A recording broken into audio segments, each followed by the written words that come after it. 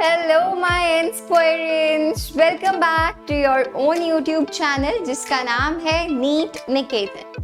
As you guys know कि हम लोग अभी तक काफ़ी सारे name reactions, organic name reactions discuss कर चुके हैं और आज के इस पर्टिकुलर सेशन में हम लोग शुरू करने वाले हैं hello alkenes and hello arenes phase 2। Okay, जिसमें हम लोग पर्टिकुलरली बात करने वाले हैं methods of preparation of hello alkenes and hello arenes and secondly there chemical reactions. ठीक है, तो बिना देरी किए शुरू करते हैं हमारा आज का सेशन। सही है?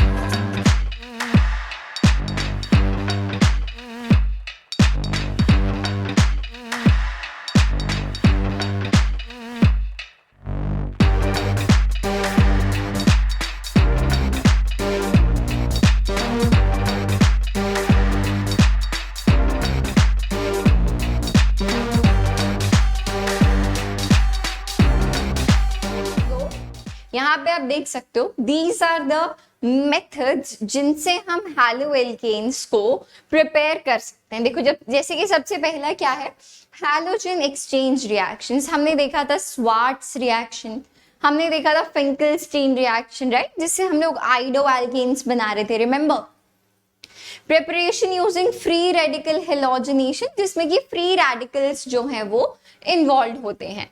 Thirdly from alkenes. अब एल्कीन्स के थ्रू हम कैसे कर सकते हैं, यूजिंग मार्कोव निकोव्स रूल। अभी हम इन सबको लाइन से थोड़ा और अच्छे से डिस्कस करेंगे, उस पे बेस्ड कुछ क्वेश्चंस देखेंगे तो हमें और क्लियर हो जाएगा कि हमें ये सब कुछ कैसे करना है। And we have preparation using alcohol, जो कि सबसे कन्वीनियंट मेथड होता है कि आप जो है हैलो एल्कीन्स फटाफट से बना लो।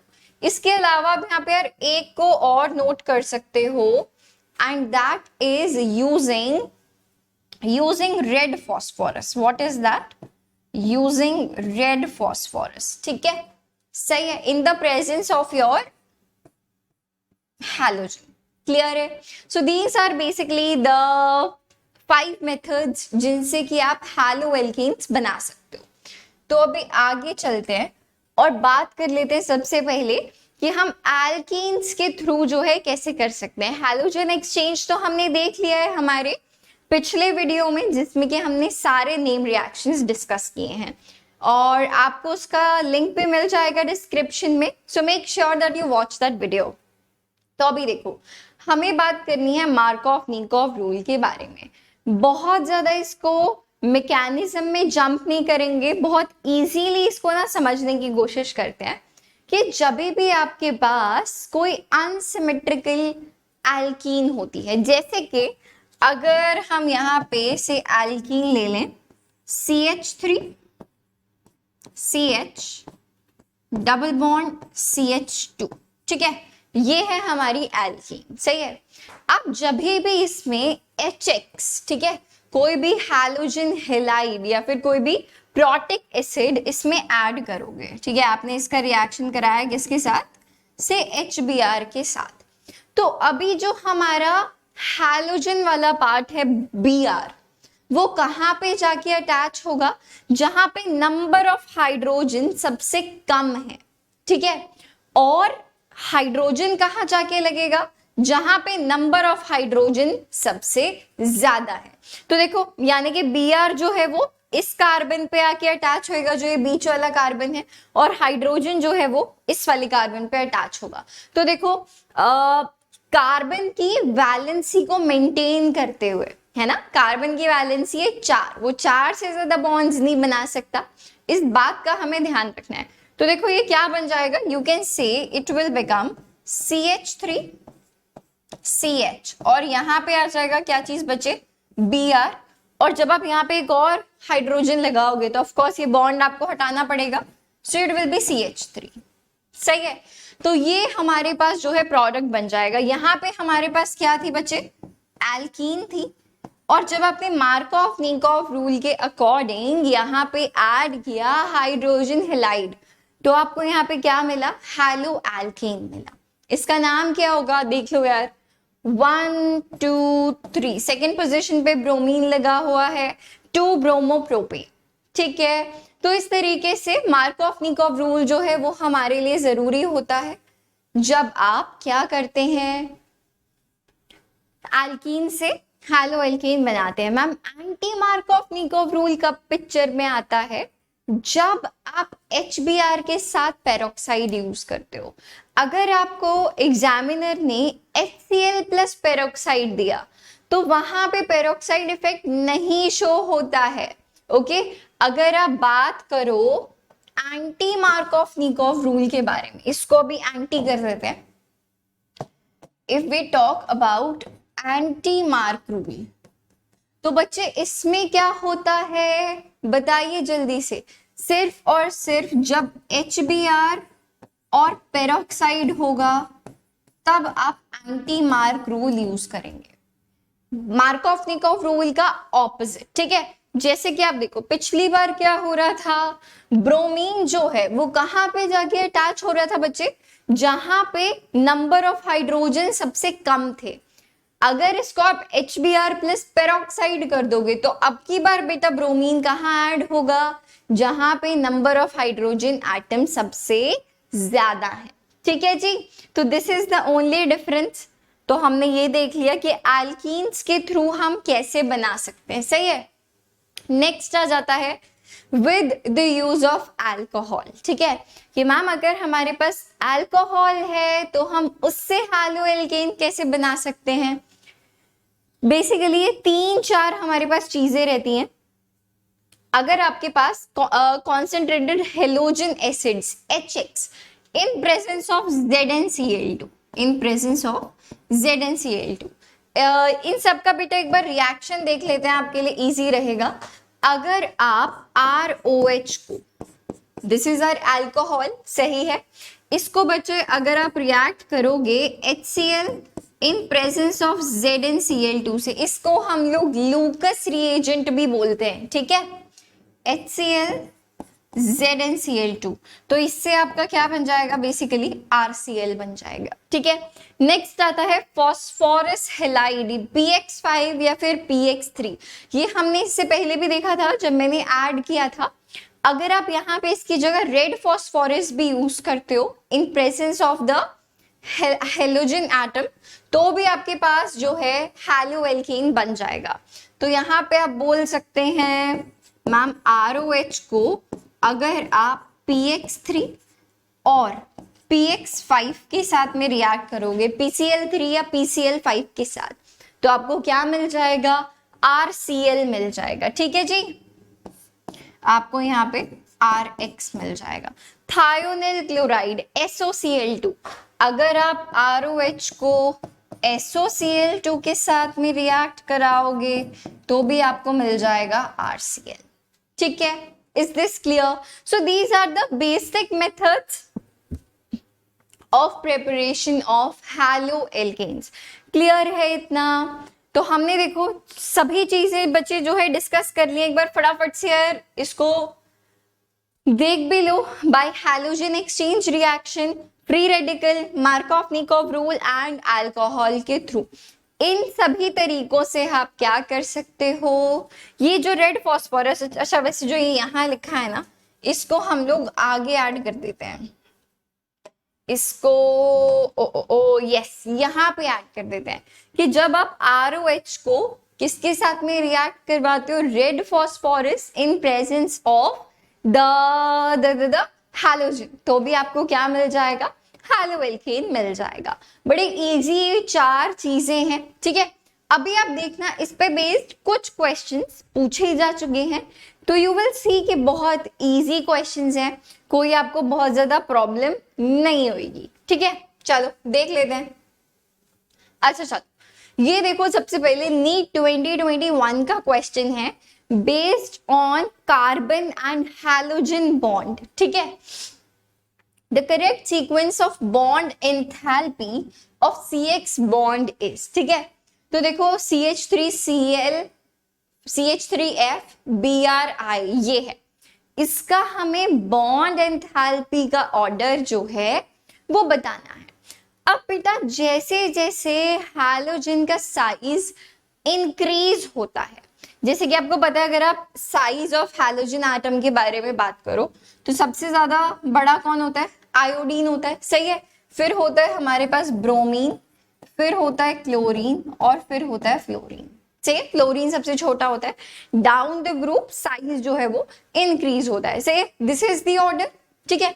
अब देखो, जैसे जैसे ये कार्बन के साथ में बॉन्ड बनाएगा, वो बॉन्ड लेंथ जो है वो बड़ी होगी। तो आप बोलोगे कि मैम जो CH3I है, बॉन्ड लेंथ की बात कर रहे हैं हम यहाँ पे। किसकी बात कर रहे हैं बेटा? बॉन्ड लेंथ, ठीक है। बॉन्ड लेंथ सबसे ज्यादा होगा CH3I, फिर कौन होगा? CH3Br, then we will have CH3Cl and in the end we will have CH3F, ठीक है। यही ऑर्डर होगा। अब ये ऑर्डर है बॉन्ड लेंथ का।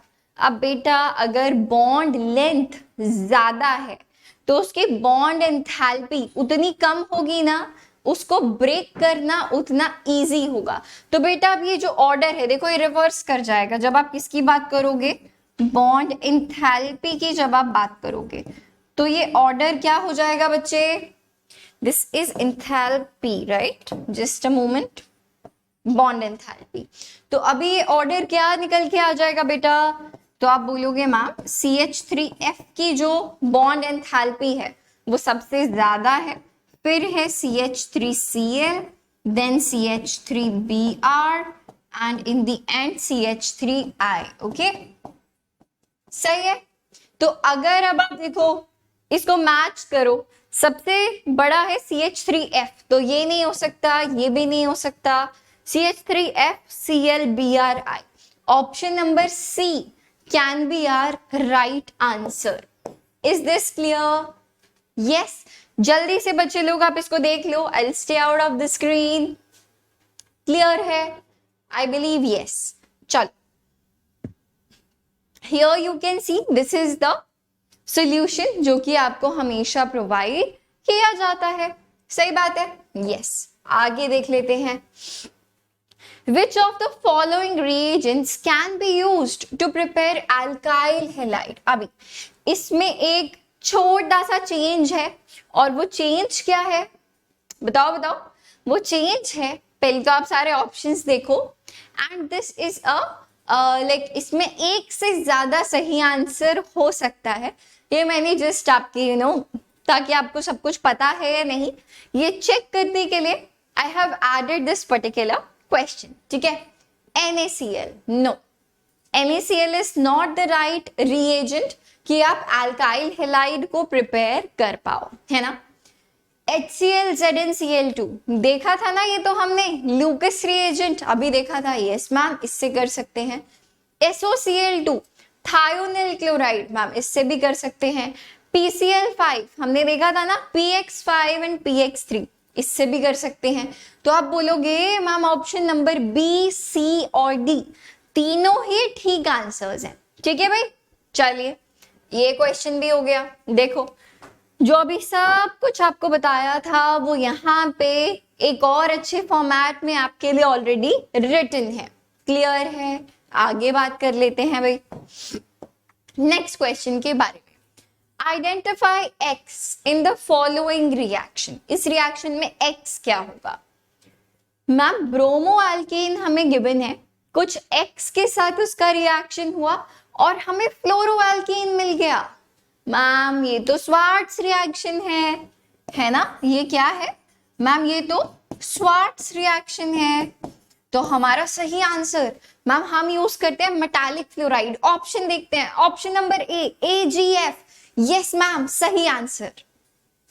ये सही आंसर है? नहीं है, ये सही आंसर बिल्कुल भी नहीं है। क्यों?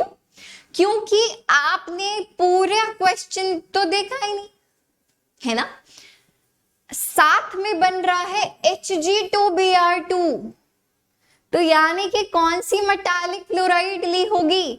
Hg2F2 लिया होगा ना भाई, है ना। तो देखो, इतनी छोटी सी गलती से हमारा ये क्वेश्चन अभी गलत हो जाता, और सिंपली नेम रिएक्शन पे बेस्ड आपको डायरेक्ट क्वेश्चन गिवन है। एग्जामिनर बस क्या चेक करना चाहता था कि आपने ये पढ़ा है या नहीं पढ़ा। So easy. तो यहाँ पे हमारा सही आंसर है Hg2F2। ठीक है, अगर अगर अगर अगर यहाँ पे AgF यूज होता तो यहाँ पे AgBr बनता। ठीक है, so this is the main reason कि हमारा यहाँ पे जो आंसर है वो Hg2F2 है।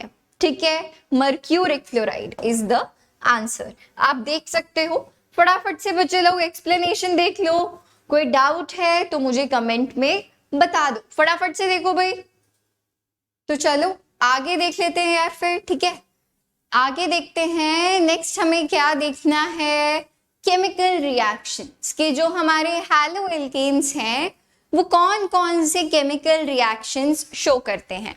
तो यहाँ पे यार हमें मेजरली जो डील करना है 3 रिएक्शंस के साथ जिनका हमें बेसिक पता होना चाहिए। पहला आता है यार न्यूक्लियोफिलिक सब्स्टिट्यूशन रिएक्शन, सही है। दूसरा आता है एलिमिनेशन रिएक्शन और तीसरा है रिएक्शन विद मेटल्स। ठीक है, अब अगर आप बात करो न्यूक्लियोफिलिक रिएक्शन के बारे में तो यार it can be divided into SN1 and SN2। ठीक है, unimolecular nucleophilic substitution reaction and biomolecular. ठीक है, SN1 एंड SN2। फटाफट से क्या करते हैं, इनके बीच का ना डिफरेंस देख लेते हैं। ठीक है, कि मैम SN1 और SN2 में क्या डिफरेंसेस होते हैं। सही है, तो देखो सबसे पहला SN1, उसके नाम में ही एक्चुअली जो ये 1 और जो ये 2 है, it stands for unimolecular and biomolecular. तो उसके बेसिस पे बच्चे आप ऑर्डर ऑफ रिएक्शन जज कर सकते हो। ठीक है, SN1 के लिए order of reaction is 1, SN2 के लिए ऑर्डर ऑफ रिएक्शन इज 2। ठीक है, देन कम्स मैकेनिज्म स्टेप्स। अब देखो SN1 में क्या होता है, 2 स्टेप्स होते हैं। क्यों? क्योंकि आपको पता है SN1 में कौन इन्वॉल्व होता है, मैम कार्बोकेटाइन की फॉर्मेशन होती है। ठीक है, वेयर एज इन SN2 वो एक सिंगल स्टेप में हो जाता है, only in 1 step. Intermediate carbocation किस में होता है, अभी डिस्कस किया, सिर्फ और सिर्फ SN1 में, SN2 में नहीं होता। ठीक है, SN2 में आराम से एक स्टेप में पूरा रिएक्शन बड़े प्यार से हो जाता है। इन्वर्जन ऑफ कॉन्फ़िगरेशन नेवर, ठीक है, इसमें होता है। अगर बात करी जाए अल्कोहलिक मीडियम की तो इसमें होता है, इसमें नहीं होता है। न्यूक्लियोफाइल, इसमें वीक और न्यूट्रल, इसमें स्ट्रॉन्ग न्यूक्लियोफाइल की जरूरत पड़ जाती है। रिटेंशन और इन्वर्जन, इसमें SN1 में बेटा ये एक इंपॉर्टेंट पॉइंट है, SN1 में इन्वर्जन और रिटेंशन दोनों हो सकते हैं। और अगर बात की जाए SN2 में तो इसमें सिर्फ और सिर्फ इन्वर्जन होता है। ठीक है यार, ये इंपॉर्टेंट पॉइंट है, इस पे बेस्ड क्वेश्चंस मैंने कहीं ना कहीं देखे हैं, तो ये आपको पता होना चाहिए इन्वर्जन और रिटेंशन का सीन। ठीक है, rate of reaction, carbocation stability. अब देखो SN1 में बच्चे कार्बोकेटाइन फॉर्म हो रहा है, हमको पता है कार्बोकेटाइन टर्शरी सबसे ज्यादा स्टेबल होता है, फिर सेकेंडरी, फिर प्राइमरी। ठीक है, तो टर्शरी और इसमें SN2 में प्राइमरी। ठीक है, स्टेरिक हिंड्रेंस इसमें नहीं, उसमें यस। ठीक है, तो आप देखो इस तरीके से यहाँ पे सारे स्टेप्स जो हैं, सारे पॉइंट्स ऑफ डिफरेंस आपको गिवन है। आप एक बार जल्दी से सब कुछ देख लो यार। Speed of reaction, SN1 slow होता है, SN2 फास्ट होता है, क्योंकि एक ही रिएक्शन में हो जाता है, एक ही स्टेप में पूरा रिएक्शन हो जाता है। देन एक और चीज है बेटा सॉल्वेंट, ये भी एक इंपॉर्टेंट पॉइंट है। सॉल्वेंट और रिटेंशन और कार्बोकेटाइन वाला पॉइंट, ये सबसे ज्यादा इंपॉर्टेंट है जो आपको SN1 और SN2 के बीच में पता होने चाहिए। ठीक है, तो बेटा SN1 में पोलर प्रोटिक सॉल्वेंट जैसे कि अमोनिया है, जैसे कि मीथेनॉल है, जैसे कि वाटर है, ये क्या होते हैं, पोलर प्रोटिक सॉल्वेंट्स होते हैं, यानी कि जिनमें या तो OH बॉन्ड्स हो या फिर NH बॉन्ड्स हो, उसको आप क्या बोलते हैं, पोलर प्रोटिक सॉल्वेंट्स, जो कि SN1 रिएक्शंस के लिए सपोर्टेबल होते हैं। ठीक है, सपोर्टिव होते हैं, सही बात है। नेक्स्ट बात करते हैं SN2 में। SN2 के लिए पोलर एप्रोटिक सॉल्वेंट्स जैसे कि DMF, DMSO, एसीटोन, ये जो है ये फेवरेबल होते हैं। तो ये हमें पता होना चाहिए। चलो फिर से जल्दी से रिवाइज कर लेते हैं। अगर हम बात करें SN1 रिएक्शंस के बारे में, तो मैम वो पोलर प्रोटिक सॉल्वेंट्स के साथ फेवरेबल होते हैं। एग्जाम्पल्स क्या है मैम? वाटर ले लो, अमोनिया ले लो, मीथेनॉल ले लो, या एसिटिक एसिड ले लो। ये सभी जिसमें NH या OH बॉन्ड्स आप देखोगे प्रेजेंट हैं। These are all polar protic solvents जो कि SN1 रिएक्शन को फेवर करते हैं। और अगर बात की जाए SN2 रिएक्शंस के बारे में, तो उनको फेवर करते हैं पोलर एप्रोटिक सॉल्वेंट्स जैसे कि एसीटोन, DMF या फिर DMSO। क्लियर है? यस, ठीक है। चल टेम्परेचर, अब हमें SN1 के लिए हमें लो टेम्परेचर जनरली फेवरेबल होता है। और अगर यहाँ पे SN2 में अगर हाई टेम्परेचर होगा तो E2 मैकेनिज्म जो है वो फॉलो होगा। ठीक है, तो ये सारी चीजें आप फटाफट से देख लो। बहुत अच्छे से इन्होंने डिस्टिंग्विश किया हुआ है यहाँ पे SN1 एंड SN2। क्लियर है? जल्दी से देख लो। तो सब्स्टिट्यूशन रिएक्शन को तो हम ऐसे समझ सकते हैं। क्लियर है? आगे बात कर लेते हैं भाई एलिमिनेशन रिएक्शंस। अब एलिमिनेशन, अब उसके नाम में ही लिखा हुआ है एलिमिनेट, कोई ना कोई एलिमिनेट हो रहा है। तो यहाँ पे जनरली क्या होता है कि जो भी HX मॉलिक्यूल है वो हमारे जो HX है वो हमारे मॉलिक्यूल से एलिमिनेट हो रहा होता है। ठीक है, और हम इसको बीटा एलिमिनेशन भी बोलते हैं और हम इसको डीहाइड्रोहेलोजिनेशन भी बोलते हैं। डीहाइड्रोहेलोजिनेशन क्यों? हाइड्रोजन भी हट रहा है, हैलोजन भी हट रहा है, तो हमने उसको क्या बोला? डीहाइड्रोहेलोजिनेशन। सही है भाई? Is this clear? अभी देखो जल्दी से इसका एग्जाम्पल देख लेते हैं। ये चलो, अगर मैं तुमको बोलूं मेरे पास है CH3CH2Cl, देखो ध्यान से देखना। इफ आई हैव CH3CH2Cl, अगर आप इसका स्ट्रक्चर बेसिकली ड्रॉ करोगे तो ये कैसा निकलेगा? आप बोलोगे कि मैम ये कार्बन है, इसके ऊपर यहाँ पे से 3 हाइड्रोजन लगा देते हैं, ये बन गया CH3, CH2, एक हाइड्रोजन यहाँ, एक हाइड्रोजन यहाँ पे और एक क्लोरीन यहाँ पे। सही बात है? एक बार देखो जरा इसको। ठीक है, आप ऐसे इसको देख सकते हो। अब देखो क्लोरीन जिस कार्बन पे अटैच्ड है वो होता है हमारा अल्फा कार्बन। अब तो देखो, तो क्लोरीन किस पे अटैच है? यहाँ पे अटैच है, तो ये है हमारा अल्फा कार्बन। और जो इसके साथ वाला कार्बन है वो कौन सा कार्बन हो जाएगा मैम? Beta carbon. ठीक है जी, ये हो गया बीटा कार्बन। तो क्या होता है, बीटा कार्बन पे से हाइड्रोजन हटा लो और ये हैलोजन हटा लो। HX यहां से हम क्या हटाने वाले हैं? HCl हटाने वाले हैं। ठीक है, तो it happens in the presence of alcoholic KOH। आप किसके प्रेजेंस में बच्चे ये रिएक्शन कराओगे? मैम अल्कोहलिक KOH के प्रेजेंस में। सही बात है? तो देखो चलो HX हटा लेते हैं, तो यार क्या बचेगा? CH2। देखो CH2, यहां से एक हाइड्रोजन हमने हटा लिया और यहां से क्लोरीन हट गया, तो ये CH2 ही बचा। कार्बन की हमने वैलेंसी मैच कर दी, ये बीच में ऑफ कोर्स डबल बॉन्ड आ जाएगा ना यहाँ पे। सही है, हाइड्रोजन अगर हटेगा तो बीच में यहाँ डबल बॉन्ड आ जाएगा, तो CH2 CH2 ये बन गया। So this is basically our elimination reaction. ये क्या है? डीहाइड्रोहेलोजिनेशन। ठीक है, अब इसी में हमारे लिए एक और इंपॉर्टेंट चीज क्या निकल के आती है एलिमिनेशन रिएक्शन में ही, दैट इज सेड्जर्व्स रूल। ठीक है, दिस इज सेड्जर्व्स रूल। अभी देखो, अभी तो क्या हुआ कि जो बीटा कार्बन है वो एक ही प्रेजेंट है, ऐसा भी तो हो सकता है ना कि 2 बीटा कार्बन प्रेजेंट हो, जैसे कि आपके इस एग्जाम्पल में अगर आप देखो इसको सेकेंडरी ब्यूटाइल क्लोराइड को, अगर आप देखो क्लोरीन लगा हुआ है इस कार्बन पे, तो ये कौन सा कार्बन हो गया? अल्फा कार्बन हो गया, ठीक है। अब जो अल्फा के साथ वाला कार्बन है वो कौन होता है? Beta carbon. तो मैम ये हो गया बीटा कार्बन, तो क्या यहाँ सिर्फ एक ही बीटा कार्बन प्रेजेंट है? नहीं, जो इधर वाला प्रेजेंट है वो भी तो बीटा कार्बन है।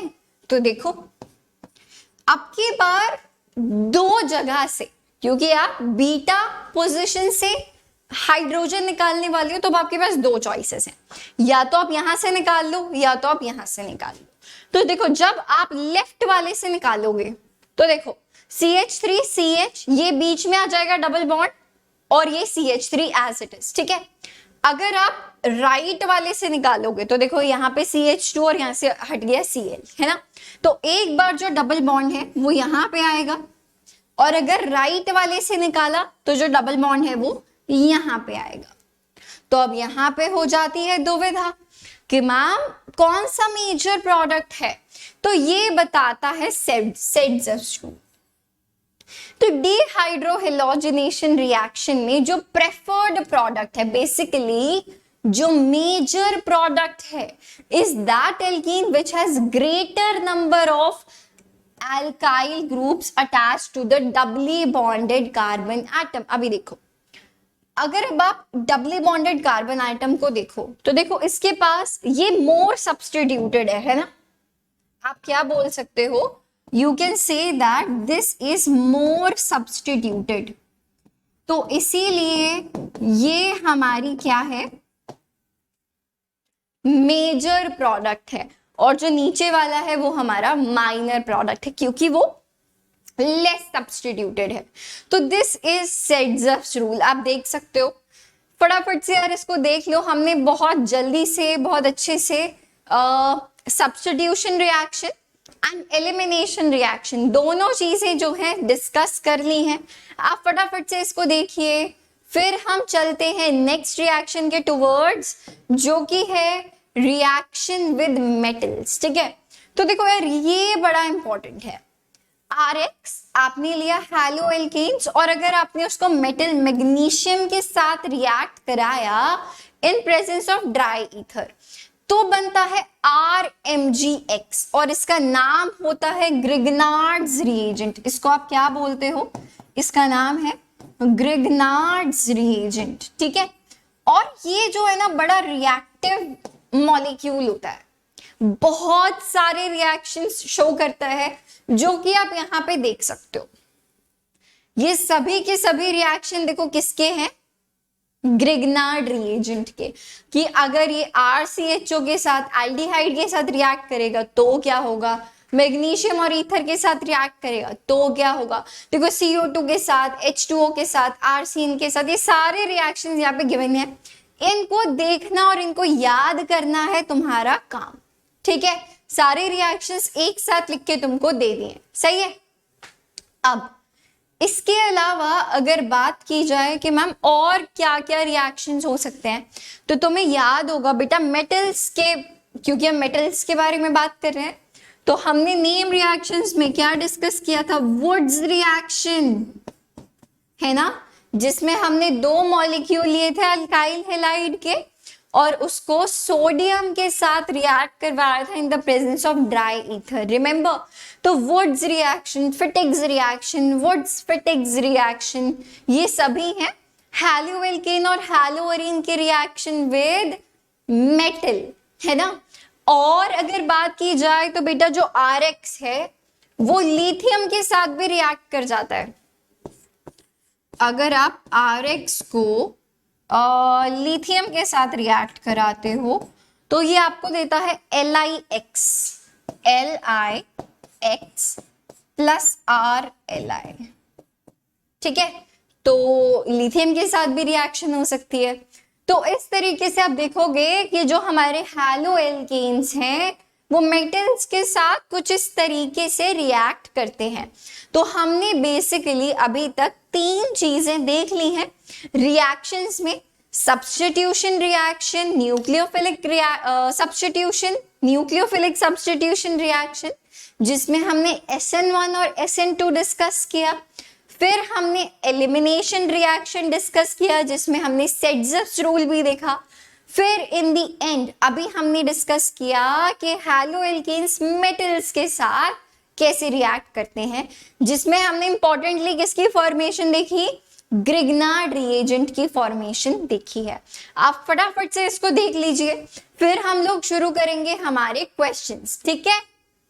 तो चलो यार आगे बात कर लेते हैं क्वेश्चंस के बारे में, ठीक है। So let's look at the question. The major product formed in dehydrohalogenation of 2-bromopentane is the pentoene। तो ये किसके ऊपर बेस्ड है? हकल्स रूल, सेट्ज़र्फ्स रूल, हंस रूल या हॉफमैन रूल? तो यार देखो, सबसे पहली बात तो कि अगर आपको पता है कि मैम एलिमिनेशन रिएक्शन जिसको डिहाइड्रोहेलोजनेशन बोलते हैं वो कौन सा रूल फॉलो करता है? सेट्ज़र्फ्स रूल को फॉलो करता है, जिसके अकॉर्डिंग जो ज्यादा सब्स्टिट्यूटेड एल्कीन होती है वो हमारा मेजर प्रोडक्ट रहता है। तो सबसे पहले तो ये देखते ही तुमको पता हो जाना चाहिए कि मैम सेट्ज़र्फ्स रूल है इसका आंसर। और देखो यार ये नीट 2021 का क्वेश्चन है, ठीक है। सो यू कैन सी यार कितने इजी क्वेश्चंस एक्चुअली में हमसे पूछे जाते हैं। अगर आप बात करो रिएक्शन के बारे में, तो ये है हमारा 2-ब्रोमोपेंटेन। ये देखो सेकेंड पोजीशन पे हमारा क्या लगा हुआ है, ब्रोमो लगा हुआ है। अभी देखो ये है अल्फा पोजीशन जिस पे ब्रोमीन लगा हुआ है, तो उसके कॉरेस्पॉन्डिंग ये भी अल्फा, ये भी बीटा कार्बन होगा, उधर वाला भी बीटा कार्बन होगा। फिर से सेम सिचुएशन अराइज होगी। एक बार देखो डबल बॉन्ड, जब आपने लेफ्ट से हाइड्रोजन निकाला तो यहाँ पे डबल बॉन्ड आया, जो आपने राइट से हाइड्रोजन बॉन्ड निकाला तो वहां पे डबल बॉन्ड आया। अब क्वेश्चन क्या उठता है कि इन दोनों में से मेजर प्रोडक्ट कौन है? तो देखो बेटा ये जो डबल बॉन्डेड वाला है वो ज्यादा सब्स्टिट्यूटेड है ना, इसके इधर भी अल्काइल ग्रुप है, इसके इधर भी अल्काइल ग्रुप है, इसीलिए ये हमारा क्या होगा बेटा, this pentene will be our major product based on Saytzeff's rule, ठीक है। ये बहुत इंपॉर्टेंट है, डिहाइड्रोहेलोजनेशन एंड सेट्ज़र्फ्स रूल। इस पे बेस्ड क्वेश्चन काफी बार आपसे पूछे जा चुके हैं, सही है भाई। तो देख लो जो अभी आपको बताया है एग्जैक्टली वही डिस्क्रिप्शन यहाँ पे। Major product formed in dehydrohalogenation reaction of 2-bromopentane is pentoene because according to the Setzer's rule in dehydrohalogenation reaction the preferred product यानी कि the major product is that alkene which has greater number of alkyl groups attached to the doubly bonded carbon atoms। जो exactly बताया समझाया उसी के according हमने इस question को सॉल्व कर दिया। विद इन 5 सेकेंड्स रीड करने के बाद आप इस क्वेश्चन को सॉल्व कर सकते थे, ठीक है जी। चलिए आगे चलते हैं नेक्स्ट क्वेश्चन की तरफ। उससे पिछले ईयर में जो हमने इससे पहले क्वेश्चन किया था वो था नीट 2021 का। ये वाला जो क्वेश्चन है वो है नीट 2020 का, सही है।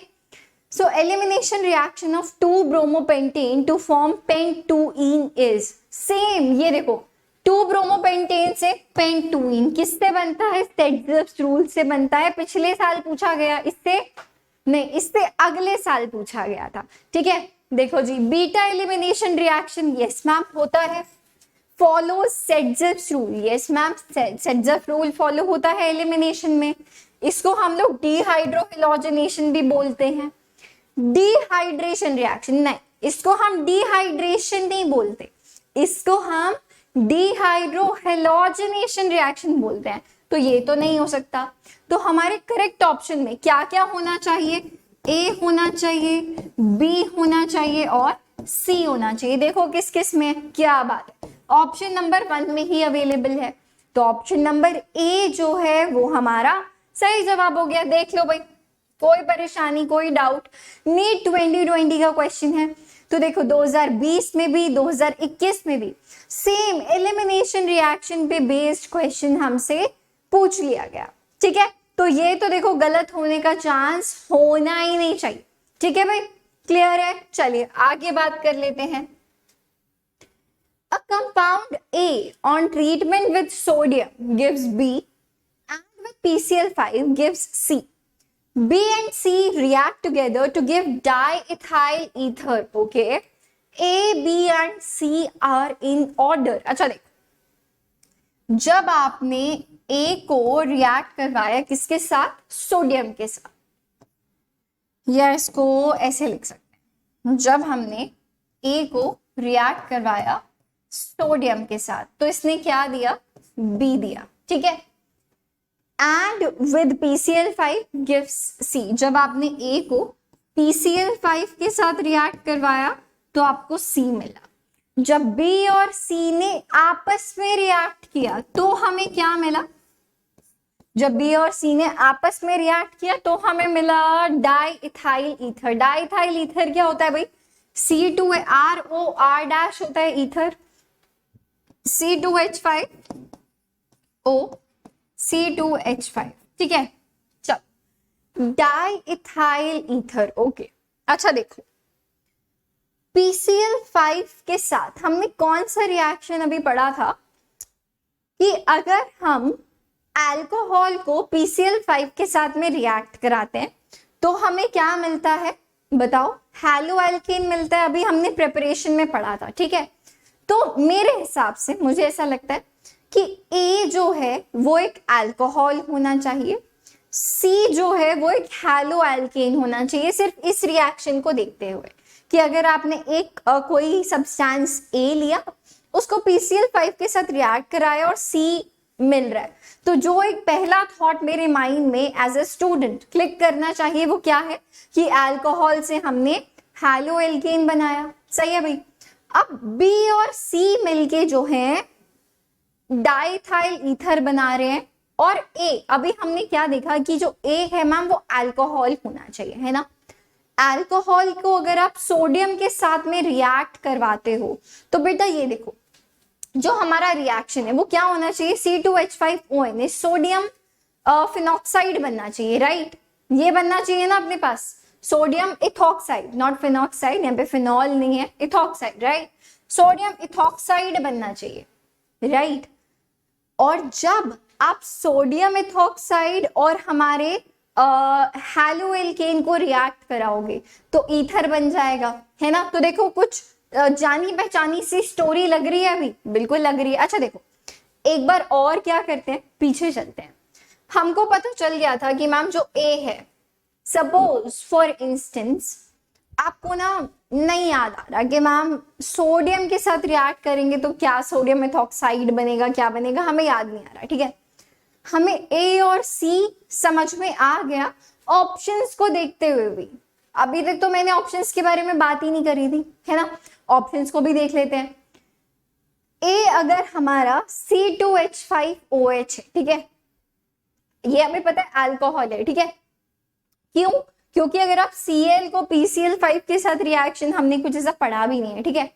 तो देखो, जब आप C2H5OH को PCl5 के साथ रिएक्ट कराओगे, क्या आपको C2H6 मिल सकता है? बताओ जल्दी से। आई डोंट थिंक कि मिल सकता है, नहीं मिल सकता। तो देखो, ऑप्शन नंबर ए तो वैसे ही नहीं हो सकता, क्योंकि ए जो है कॉरेस्पॉन्डिंगली वो अल्कोहल होना चाहिए, यहाँ पे क्लोरोइथेन है, हो ही नहीं सकता। ऑप्शन नंबर बी देखो, यस मैम, ए अल्कोहल है, बी जो है लेकिन वो हैलोएल्केन तो है ही नहीं, तो ऑप्शन नंबर बी भी नहीं हो सकता, है ना।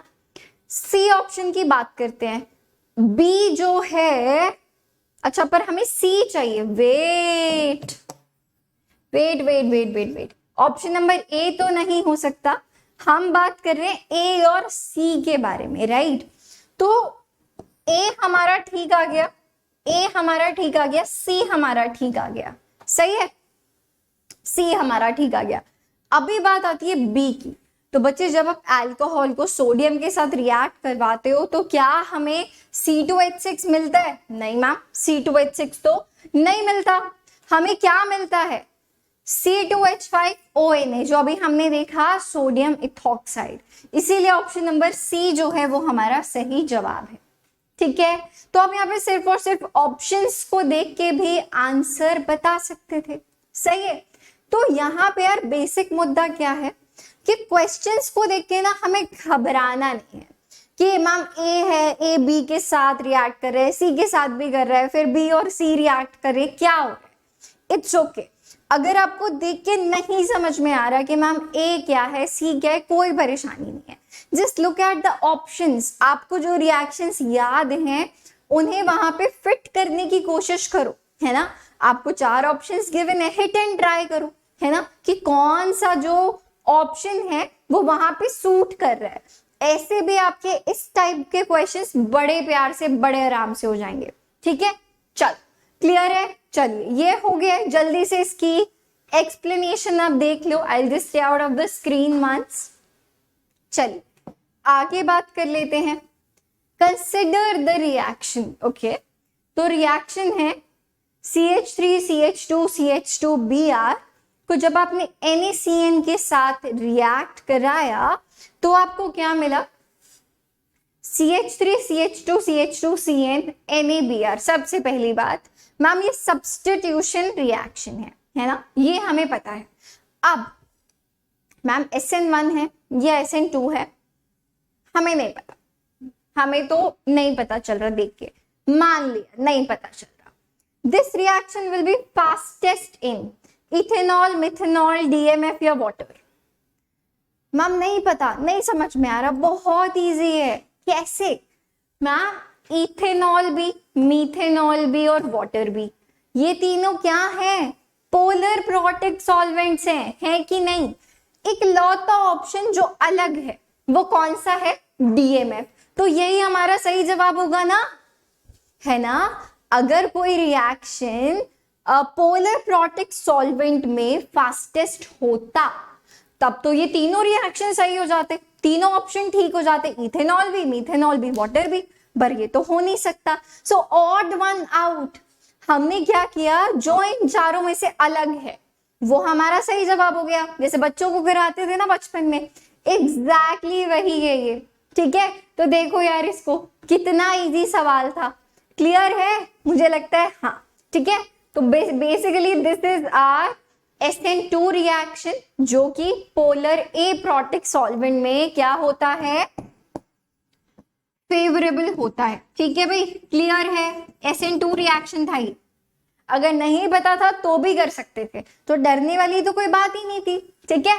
चलिए देख लो इसको भाई, यहाँ पे option number C is the right answer. Okay, let's look at the next question now.